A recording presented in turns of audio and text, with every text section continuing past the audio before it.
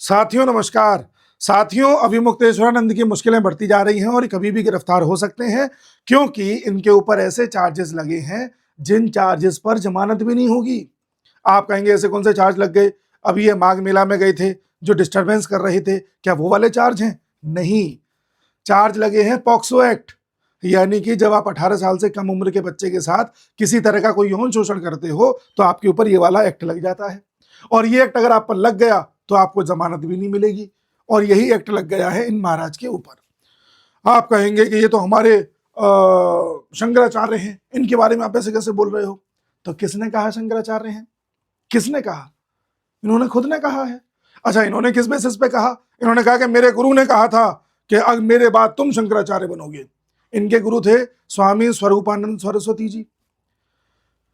लंबे समय से शंकराचार्य की गद्दी पर विराजमान थे। 1979 से किसी का ज्यादा ध्यान नहीं गया। बीच बीच में कांग्रेस को सपोर्ट करते रहे इनके गुरु, यहां तक कि सोनिया गांधी को सपोर्ट करते रहे। जब हर जगह विरोध हो रहा था कि सोनिया गांधी विदेशी महिला है, उनको पीएम नहीं बनना चाहिए, तो स्वरूपानंद सरस्वती ने कहा कि नहीं नहीं, ऐसा कुछ नहीं है, नहीं है, वो भारत की बेटी है। अब जब उनके ऊपर जांच बैठी, लोगों ने सर्च किया उनके बारे में, तब पता चला कि वो भी शंकराचार्य बनने के जो गद्दी हासिल करने के तरीके हैं उनको ठीक से फॉलो नहीं किए थे। तो 2017 में मामला कोर्ट में चला गया और कोर्ट ने भी डाउटफुल माना। कोर्ट ने कहा कि हाँ भाई, ये गड़बड़ है इनका मामला। तो कोर्ट में केस चल रहा था, कोर्ट ने कहा था कि अभी ये शंकराचार्य नहीं है। तब इससे पहले मामला हाई कोर्ट में जाता, इन्होंने खुद का अभिषेक करा लिया, यानी इनके गुरु ने। और फिर मामला कोर्ट में चल रहा था, 2022 में उनका निधन हो गया। उनके निधन के बाद उन्होंने कहा है कि मैं शंकराचार्य हूं। अब शंकराचार्य बनने के लिए कुछ एलिजिबिलिटी क्राइटेरिया है। पहला ये है कि 4 शंकराचार्य होते हैं टोटल, बाकी 3 अगर आपको शंकराचार्य माने तभी आप शंकराचार्य होंगे, पहला क्राइटेरिया। दूसरा, काशी विद्वत परिषद अगर आपका अनुमोदन करे तभी आप शंकराचार्य होंगे। और तीसरा, भारत धर्म महामंडल अगर ये भी आपका अनुमोदन कर दे तब आपको शंकराचार्य माना जाता है। तो यहां पर भारत धर्म महामंडल ने भी नहीं किया हुआ है, काशी विद्वत परिषद ने भी नहीं किया हुआ है, और तीनों शंकराचार्य भी राजी नहीं है। केवल एक शंकराचार्य मानते हैं इनको, वो भी इनके गुरु भाई हैं, दूर दराज के कहीं निकलते हैं। तो जब आप शंकराचार्य की गद्दी पर बैठने के लायक ही नहीं है तो आप क्यों विराजमान हैं? और इनका केस भी कोर्ट में चल रहा है जी। इनके वकील ने पहले गलत बयान दिए थे, फिर वकील इनका खुद कहता है कि नहीं नहीं, मैं पहले गलत बयान दे दिए थे, मेरे को पता नहीं था। इनको अनुमोदन नहीं मिला है तीनों शंकराचार्य से। तो जब आप शंकराचार्य की गद्दी पर बैठने के लिए इतने डाउटफुल हैं तो बैठे क्यों हैं? चलिए बैठे रहिए। उसके बाद आप समय समय पर राजनीतिक कार्यक्रमों में क्यों दिखाई देते हैं? चाहे अंबानी के बेटे की शादी हो, आप दिखाई देते हैं। चाहे उद्धव ठाकरे के घर जाना हो, आप दिखाई देते हैं। आप महाराष्ट्र में उद्धव ठाकरे के घर जाके कहते हैं कि उद्धव ठाकरे को यहाँ का सीएम होना चाहिए। क्यों कह रहे हो आप? आज तक कोई शंकराचार्य नहीं गए। उसके अलावा आप माघ मेला में जाते हो, माघ मेला में आज तक कभी शंकराचार्य नहीं गए, आप जा रहे हो, फिर कहते हो मुझे पालकी पर लेकर जाओ गंगा स्नान कराने के लिए। कोई भी संत हो, किसी भी स्तर का हो, गंगा स्नान करने के लिए हमेशा चल के जाता है, आपको पालकी में लेके जाओ, ठीक है। वैसे आप अपनी वैनिटी वैन में बैठे रहते हो, ये इनकी वैनिटी वैन है, ठीक है जी। इनके शिष्य ने पालकी में बिठा करके ले गए, गंगा स्नान कराया, और उस पॉन्टून ब्रिज के पास ले गए थे जिस पर इन्होंने बैरिकेटिंग हटा करके इनके लिए व्यवस्था करी थी। अगर वहां भगदड़ मच जाती तो जैसे कुंभ में भगदड़ के कारण कुछ लोगों की मृत्यु हो गई थी, वैसे ही माघ मेला में हो जाता अभी जनवरी में। उसकी जिम्मेदारी कौन लेता? लेकिन वहां बैठ करके इन्होंने पूरी राजनीति करी। फोन को लाउड स्पीकर पे करके अखिलेश यादव से बात कर रहे हैं, आहा बहुत बढ़िया, ये वो जो कुछ भी है। योगी के खिलाफ बयान दे रहे हैं, योगी की तुलना औरंगजेब से कर रहे हैं, बाबर से कर रहे हैं। तो ये शंकराचार्य के कारनामे हैं। चलो ठीक है, मैं ये भी मानता हूं कि उस समय पुलिस ने, जब ये ज्यादा ही अत कर रहे थे, तो पुलिस ने भी उस समय कार्रवाई जो करी उसमें कई लोग लपेटे में आ गए थे, वो भी ठीक नहीं था। बट इनका तो देखो ना, कृत्य तो इनका देखा जाएगा। अब इसके बाद धीरे धीरे जब ये घेरे में आने लगे तो जो बच्चे इनके आश्रम में काम करते थे या इनसे दीक्षा लेने आए थे, उनके साथ भी ये गड़बड़ करते थे, ऐसा बच्चों का कहना था। बच्चों ने अपने माता पिता से कहा, माता पिता ने थाने में जाकर के कहा कि भाई हमारे बच्चों के साथ ऐसा ऐसा हुआ है। ये कौन से थाने में कहा, कहां हुआ? पिछले साल कुंभ के दौरान हुआ था, उन बच्चों का कहना था। तो कुंभ लगा था प्रयागराज में, और कुंभ के जस्ट बगल में जो थाना है वो झूसी थाना है। तो प्रयागराज के झूसी थाने में इनके पेरेंट्स ने कंप्लेंट दर्ज कराई। पुलिस ने तब भी एफआईआर दर्ज नहीं करी। आप ये सोचोगे पुलिस तैयार बैठी थी इनको गिरफ्तार करने के लिए। पुलिस ने कहा ठीक है हम विचार करते हैं। फिर वो कमिश्नर के पास लेकर के गए अर्जी। कमिश्नर ने भी तब तक एफआईआर दर्ज नहीं करवाई। फिर मामला कोर्ट में गया, निचली अदालत में। फिर मामला वहां से पॉक्सो कोर्ट में गया। पॉक्सो कोर्ट ने कहा कि हाँ ठीक है, बच्चों को सुना, उसके बाद कहा कि एफआईआर दर्ज करो। उसके बाद एफआईआर दर्ज हुई। ये कारनामा पिछले 7-8 दिन में ही हुआ है। जब एफआईआर दर्ज हो गई तो मामला गया कि बच्चों की मेडिकल जांच कराओ, और मेडिकल जांच की रिपोर्ट कल आई है, कल या परसों आई आई थिंक। उस रिपोर्ट में साफ साफ पाया गया है कि बच्चों के साथ दुष्कर्म या गलत कृत्य हुआ है। अब आप देखिए सारी टाइमलाइन। अच्छा, जैसे ही एफआईआर दर्ज हुई उससे पहले ही अभिमुक्तेश्वरानंद हाईकोर्ट चले गए और कहते हैं कि मुझे अग्रिम जमानत दे दो, एंटीसिपेटरी बेल दे दो, यानी कि मैं गिरफ्तार नहीं हो जाऊं। तो इस पर सुनवाई आज होनी है। अब जब मेडिकल में कंफर्म हो गया है कि बच्चों के साथ गड़बड़ हुई है तो उम्मीद नहीं है कि कोर्ट इनको जमानत देगी, और अगर जमानत नहीं दी तो अगले 7 दिन के अंदर अंदर अभिमुक्तेश्वरानंद अंदर। जी आगे देखिए, यूपी पुलिस ने पॉक्सो का चार्ज लगाया है कोर्ट के कहने पर। उसके आगे देखिए, अभिमुक्तेश्वरानंद ने उल्टा केस कर दिया है उन लोगों के ऊपर जिन्होंने इनके ऊपर केस किया है। अभिमुक्तेश्वरानंद का मानना है कि ये सारा कुछ जो हो रहा है ये करवा रहे हैं आशुतोष ब्रह्मचारी।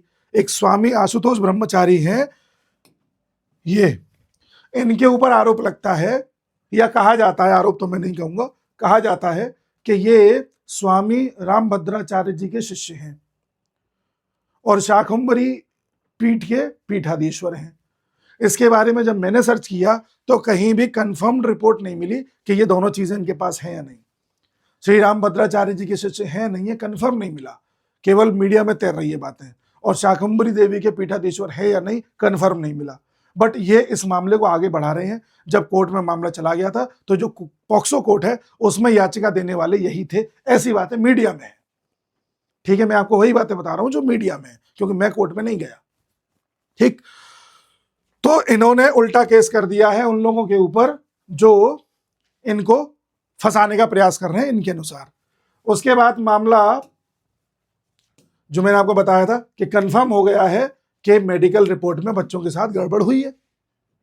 अच्छा, इसके बाद एक और खबर सामने आती है कि जो 2 बच्चों का आरोप था कि हमारे साथ प्रयागराज में ऐसा हुआ था, उनके अलावा भी 20 बच्चे हैं जिनके साथ ऐसा हुआ है।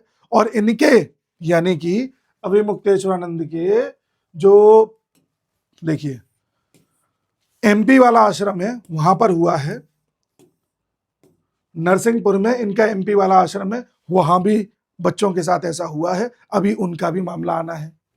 साथ ही जिन लोगों ने केस किया है अभिमुक्तेश्वरानंद के विरोध में, उनका कहना यह है, वकीलों का कहना यह है कि हमारे पास बहुत सारी सीडी हैं, कई ऐसे सबूत हैं और भी कारनामे इनके हैं जो हम कोर्ट में दिखाएंगे। और वकीलों का कहना है कि हमने कोर्ट में वो सारी चीजें रख भी दी हैं। ठीक है, अभिमुक्तेश्वरानंद के खिलाफ। और जो ये व्यक्ति हैं आशुतोष जी, इनका कहना यह है कि केवल इन 2 बच्चों के साथ ही गड़बड़ नहीं हुई है, गड़बड़ बहुत तरह की हो रही है। क्या क्या हो रही है मैं आपको दिखाता हूं। इनका कहना है कि आश्रम में जितने भी लोग काम करते हैं उनमें से कई लोग गड़बड़ हैं, वीआईपीज इसमें इन्वॉल्व हैं जो यंग बच्चों के साथ गड़बड़ करते हैं। ये एपिस्टीन फाइल जैसा लग रहा है कुछ कुछ। इसके साथ ही देखो इन्होंने आरोप लगाए प्रकाश उपाध्याय के ऊपर जो आश्रम में कोई काम करते होंगे, बाल मुकुंदानंद के ऊपर, अरविंद के ऊपर, और इनका कहना यह है आशुतोष जी का कि जो यूपी के डेप्यूटी सीएम हैं वो इनडायरेक्टली सपोर्ट कर रहे हैं अभिमुक्तेश्वरानंद को। क्योंकि हमने देखा था अभी कुछ समय पहले किस तरह से केशव प्रसाद मौर्य कह रहे थे कि अरे महाराज मैं आपके पास आ रहा हूं, महाराज माफ कर दो, इस तरह से कुछ बात कह रहे थे वो। तो इनका आरोप उनके ऊपर भी है। ठीक है, इस तरह से ये महाराज अपने आरोप लगा रहे हैं। अब एक चीज देखिए आप, बोला गया कि ये श्री रामभद्राचार्य जी के शिष्य हैं। अब रामभद्राचार्य जी वही गुरु हैं जिनके नेत्र नहीं है, आपने देखा होगा, उनको सारी चीजें कंठस्थ हैं। और वो एक तरह से जब राम मंदिर का फैसला आ रहा था तो एक गवाह भी थे जिन्होंने सारी चीजें पेश भी करी थी कोर्ट के सामने। श्री रामभद्राचार्य जी को जगत गुरु की पदवी मिली हुई है, अब उनके ऊपर सवाल उठ रहे हैं। और सवाल कौन उठा रहा है? अखिलेश यादव। अखिलेश यादव क्या कह रहे हैं, ये देख लीजिए कि रामभद्राचार्य को जेल भेज देना चाहिए था, मुझसे गलती हुई जो 420 का केस वापस ले लिया, अखिलेश यादव कह रहे हैं। हालांकि अखिलेश यादव ने रामभद्राचार्य जी का नाम बड़ी सम्मान के साथ लिया था, लेकिन कह रहे हैं कि जिस तरह से अभिमुक्तेश्वरानंद जी के साथ किया जा रहा है, जो साजिश रची जा रही है, जो सनातन को घेरा जा रहा है, ये गलत हो रहा है, हमें उसी समय रामभद्राचार्य जी को जेल भेज देना चाहिए था। अब आप खुद देखिए, एक नेता जगत गुरु को जेल भेजने की बात कह पा रहा है, इसका मतलब उसे पता है कि हिंदुओं में इतनी फूट है कि उनके गुरु के बारे में भी कुछ बोल दूंगा तो कोई कुछ नहीं कर पाएगा मेरा। ये मुसलमान में किसी मुसलमान के गुरु के खिलाफ ऐसा नहीं बोल सकते, इन्हें पता है कि किसी एक के खिलाफ बोला सारा मुस्लिम वोट मुझसे दूर हो जाएगा। अब आपको मैं बाकी एनालिसिस बताता हूं, ये तो मैंने वो बता दिया जो मीडिया में चल रहा है, आपको पूरा कॉन्टेक्स्ट बता दिया कि है क्या। अच्छा, एक चीज और देखो, बड़ी इंपॉर्टेंट चीज है। देखिए, मामला है एक एनजीओ टाइप का है, डीके फाउंडेशन। ये क्या करता है कि अगर किसी के साथ अमानवीय व्यवहार हो रहा है तो उसकी आवाज उठाता है और नेशनल ह्यूमन राइट कमीशन में ले जाता है। नेशनल ह्यूमन राइट कमीशन में संभल का वायलेंस आपको याद है? संभल में मुसलमान पक्ष किस तरह से पुलिस के ऊपर टूट पड़ा था, फिर हिंदू पक्ष के ऊपर पत्थरबाजी हुई थी। उसमें मुसलमानों के ऊपर ही एक तरफा कार्रवाई हुई है, ऐसा कहना था डीके फाउंडेशन का। और मुसलमानों की ओर से एनएचआरसी में गया था DK foundation, national human right commission में, और कमीशन में जाके बोल रहा था कि देखिए संभल में मुसलमानों के साथ गलत हो रहा है, एक तरफा व्यवहार हो रहा है। ठीक है, और अभी यही डीके फाउंडेशन अभिमुक्तेश्वरानंद के लिए एनएचआरसी गया हुआ है। अब आप लिंक जोड़ पा रहे हैं? लिंक क्या है कि अभिमुक्तेश्वरानंद कहीं ना कहीं समाजवादी पार्टी को सपोर्ट कर रहे हैं कि कैसे भी योगी जी को हटाया जाए, और समाजवादी पार्टी और विपक्ष ने इनको एक टूल बना लिया है कि हिंदुओं के वोट में विभाजन किया जाए। कैसे कह सकता हूं, ये वीडियो में अपलोड करूंगा, इसके कमेंट सेक्शन में देखना, कई लोग आएंगे इनके पक्ष में, क्या आप उनके बारे में से कैसे बोल रहे हैं। यानी कि किसी के ऊपर प्रश्न उठा दो तो हम एंटी हिंदू हो गए।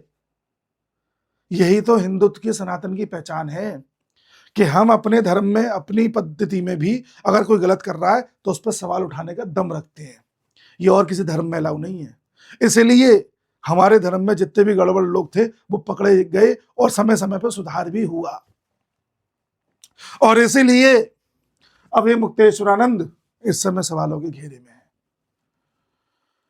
कोशिश ये की जा रही है कि इनको तो पता चल गया है कि सनातनी वोट एक हो रहा है, हिंदू एक होकर के वोट दे रहा है बीजेपी को, तो कैसे हिंदू वोट में सेंध लगाएं, तो इस तरह से लगाएं। और ये खूब यूज भी हो रहे हैं क्योंकि इनको तो काम ही यही है इनका। अब एक सवाल का जवाब आप मुझे दीजिए, मैं आपसे पूछता हूं, अगर अभिमुक्तेश्वरानंद की जगह हम आपको शंकराचार्य बना देते या कोई भी बना देता और आपके ऊपर सवाल उठते, क्या आप शंकराचार्य गलत तरीके से बने हुए हैं, आपको तो अंकित भाई ने बना दिया है या देश के 4 लोगों ने बना दिया है, आप गलत तरीके से बैठे हुए हैं, और आप संत प्रवृत्ति के व्यक्ति होते, आप बिल्कुल ईश्वर में ध्यान लगाने में मानते, आप ईश्वर की फिलॉसफी में मानते, आप वेदांत में मानते, तो आप जबरदस्ती उस पद पे बैठे रहते या छोड़ देते कि यार ये भी संसार है, से छोड़ो, ये भी संसारिक चीज है, ये भी संसारिक चीज है। शंकराचार्य यही तो सिखा के गए थे कि सब माया है, ये पद भी माया है, केवल अहम ब्रह्मास्मि। तो अगर आप सच में संत होते ना तो एक उंगली उठने पर भी गद्दी छोड़ देते। मैं कंपेयर नहीं करना चाहता, बट राम ने भी एक उंगली उठने पर सीता को राज्य से बाहर कर दिया था। ये संत की पहचान होती है। संत कोलू टिका के बैठ नहीं जाता। संत को अरे तुम्हें डाउट है, ले जा, जा, मैं नहीं चाहिए तेरा। ये तो हिलने को तैयार नहीं है, इनके केस चल रहे हैं दुनिया भर के। तो ये बात है। अब आप में से कई कहेंगे कि ये राज्य सरकार करा रही है या केंद्र सरकार करा रही है, जानबूझ करके ये योगी जी करा रहे हैं। चलो मैंने मान लिया करा रहे हैं, मान लिया, तो क्या बच्चों की मेडिकल रिपोर्ट भी फर्जी है? कईयों का कहना है कि पुलिस बाइज्ड है, इनके खिलाफ जानबूझ के काम कर रही है। तो हम तो कह रहे हैं कि योगी जी को चाहिए कि सीबीआई जांच बैठा दे। अभी तो इनके सारी चीजें टटोली जाएंगी, धीरे धीरे चीजें सब बाहर आएंगी। अच्छा, आप एक सवाल और पूछेंगे कि अगर बच्चों के साथ ऐसा ही हुआ था तो 1 साल तक रुके क्यों थे, पहले कर देते। बात आपकी सही है, टाइमिंग पर सवाल उठता है। मे भी बच्चों के पिता को ये लग रहा हो या माता पिता को लग रहा हो कि अभी टाइमिंग सही नहीं है, हम उल्टा दबा दिए जाएंगे। हर चीज की एक टाइमिंग होती है ना। जब आपको लगता है कि आदमी कमजोर हो रहा है, इस समय जाके बोल दो। आसाराम के साथ भी तो यही हुआ था। तो मे भी ये कारण हो सकता है। बाकी क्या है, सच्चाई सामने आएगी। हम सभी को चाहिए कि अड़ करके बैठ ना जाए कि यही शंकराचार्य हैं, हम हिल नहीं सकते। हिंदू धर्म में भी, सनातन धर्म में भी कई ऐसे पंडित, कई ऐसे संत, कई ऐसे लोग घुस आए हैं जो दिखने में संत जैसे हैं लेकिन अंदर से कालनेमी हैं। हम सबको मिलके ही उन्हें साफ करना है। हमें उनको भी करना है, हमें खुद को भी करना है, और हमें भारत की इस पद्धति को बचाए रखना है। वरना ऐसे कालनेमी इतने आ जाएंगे कि सब कुछ तहस नहस कर देंगे। मिलते हैं अगले वीडियो में, तब तक के लिए नमस्कार।